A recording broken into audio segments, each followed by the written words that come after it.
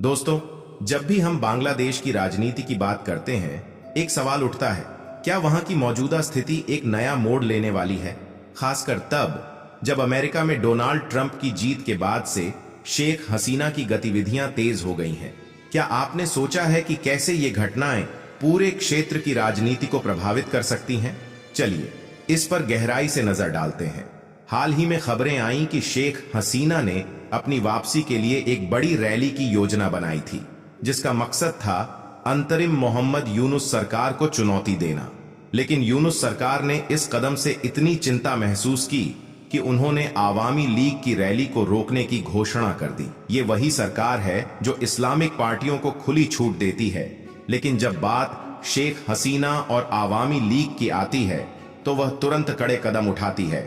यहां एक सवाल उठता है, क्या यह एक तरफा रणनीति यूनुस सरकार की राजनीति को कमजोर बना सकती है? कहानी यहीं खत्म नहीं होती। जैसे ही शेख हसीना ने अपनी रैली का ऐलान किया, यूनुस सरकार ने उनके कार्यकर्ताओं पर दबाव बनाना शुरू कर दिया। पुराने सांसदों को गिरफ्तार किया गया। रैली की योजना को रोकने के लिए पूरे ढाका शहर में कड़े कदम उठाए गए। जीरो पॉइंट जैसे स्थानों पर, जो विरोध प्रदर्शनों के लिए मशहूर हैं, सरकार ने अपनी रैली की योजना बना ली ताकि आवामी लीग वहां रैली न कर सके। अब यहां पर एक और दिलचस्प मोड़ आता है। यूनुस सरकार ने हाल ही में उन इस्लामिक पार्टियों से प्रतिबंध हटा दिया है जिन पर पहले शेख हसीना की सरकार ने कड़े कदम उठाए थे। यह यूनुस की राजनीति की दोहरी नीति को उजागर करता है।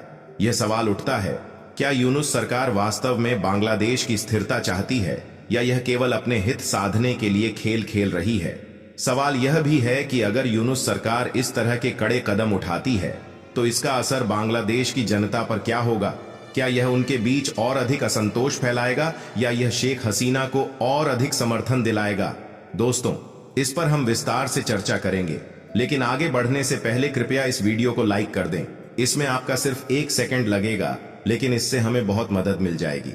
दोस्तों, अब सोचने की बात यह है कि इस पूरी स्थिति का बांग्लादेश की जनता और वहां की राजनीति पर क्या दीर्घकालिक प्रभाव पड़ेगा?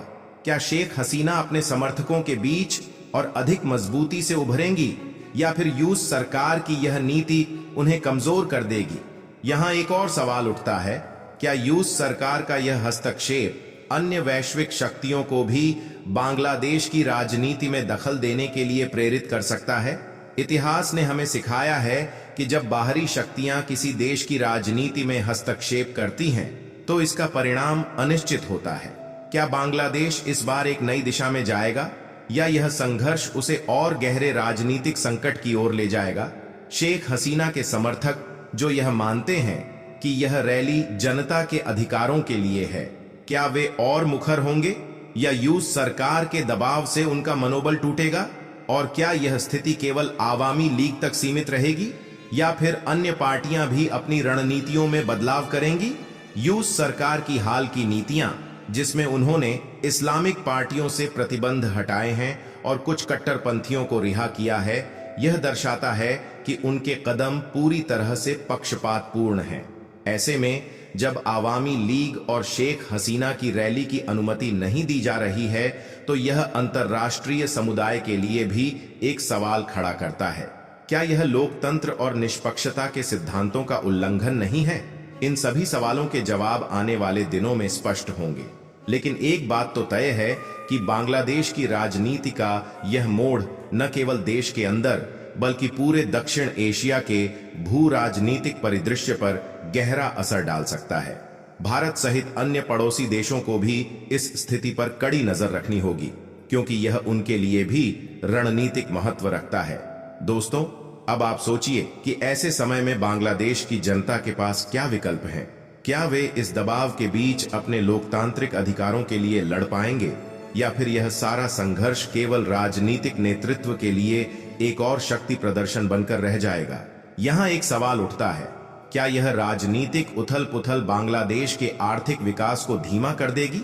अगर यूनुस सरकार और शेख हसीना के बीच तनाव बढ़ता है तो यह निश्चित रूप से बांग्लादेश के अंतर्राष्ट्रीय संबंधों को भी प्रभावित कर सकता है।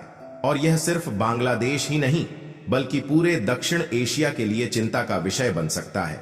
भारत जैसे देशों को भी इस बात पर ध्यान देना होगा कि यह उथल पुथल उनके हितों और रणनीतिक योजनाओं पर कैसे असर डाल सकती है। इस पूरे परिदृश्य में एक और महत्वपूर्ण बात यह है कि रूस सरकार की इस कार्रवाई का प्रभाव अन्य दक्षिण एशियाई देशों पर भी पड़ सकता है। यह देखना दिलचस्प होगा कि इस स्थिति में भारत और अन्य पड़ोसी देश क्या रुख अपनाते हैं। क्या वे इस स्थिति को एक अवसर के रूप में देखेंगे या फिर वे तटस्थ रहकर अपनी रणनीति को आगे बढ़ाएंगे। यहाँ एक और पहलू पर भी ध्यान देना जरूरी है। रूस सरकार की हालिया कार्रवाइयों ने दुनिया को यह दिखा दिया है कि उनके निर्णय केवल रणनीतिक नहीं बल्कि पक्षपातपूर्ण भी हो सकते हैं। ऐसे में अंतर्राष्ट्रीय समुदाय का दृष्टिकोण और उनकी प्रतिक्रियाएं भी अहम होंगी। क्या अन्य देशों द्वारा रूस की इस नीति पर सवाल उठाए जाएंगे? क्या वैश्विक शक्तियां इस घटनाक्रम में हस्तक्षेप करेंगी या फिर वे केवल एक पर्यवेक्षक की भूमिका निभाएंगी? इस तरह के अंतर्राष्ट्रीय घटनाक्रम केवल आज की राजनीति को नहीं बल्कि आने वाले दशकों तक की कूटनीतिक नीतियों को भी प्रभावित करते हैं। कि इस पूरे घटनाक्रम का असर केवल राजनीतिक नहीं है, यह सामाजिक और आर्थिक दृष्टिकोण से भी महत्वपूर्ण है। बांग्लादेश जो पिछले कुछ वर्षों में तेजी से विकास कर रहा था, अब इस राजनीतिक अस्थिरता के कारण वैश्विक निवेशकों और साझेदारों के लिए एक चिंताजनक स्थान बन सकता है। दोस्तों, जैसा कि हमने देखा, बांग्लादेश की मौजूदा राजनीतिक स्थिति न केवल वहां की आंतरिक राजनीति को बल्कि पूरे दक्षिण एशिया के भू राजनीतिक परिदृश्य को प्रभावित करने की क्षमता रखती है। यह समय बांग्लादेश की जनता के लिए भी बहुत ही महत्वपूर्ण है। जब एक देश ऐसे संघर्षों से गुजरता है तो वहां के नागरिकों की आवाज ही असली शक्ति होती है। सवाल यह है कि क्या बांग्लादेश की जनता अपने लोकतांत्रिक अधिकारों के लिए खड़ी हो पाएगी? क्या वे इस अस्थिरता के बीच अपनी स्थिति को मजबूत करने के लिए एकजुट रहेंगे? और यह देखना बाकी है कि आगे क्या होता है। तो दोस्तों, अब आपकी बारी है। क्या आपको लगता है कि शेख हसीना अपनी स्थिति को मजबूत करने में सफल होंगी या मोहम्मद यूनुस सरकार की यह रणनीति उन्हें कमजोर कर देगी? क्या बांग्लादेश की जनता इस स्थिति में एक नई शक्ति बनकर उभरेगी या फिर यह संघर्ष केवल राजनीतिक दलों की लड़ाई बनकर रह जाएगा?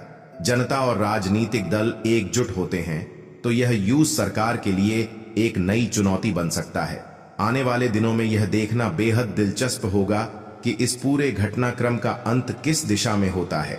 क्या बांग्लादेश एक नई राजनीतिक संरचना की ओर बढ़ेगा या फिर यह संघर्ष एक बड़े आंदोलन का रूप लेगा? दोस्तों, आप क्या सोचते हैं? हमें आप कृपया नीचे कमेंट करके हमें बताएं। और अगर आपको यह वीडियो पसंद आया हो तो इसे लाइक करें और अपने दोस्तों के साथ शेयर करना न भूलें ताकि वे भी इस महत्वपूर्ण चर्चा का हिस्सा बन सकें। जय हिंद, जय महाकाल।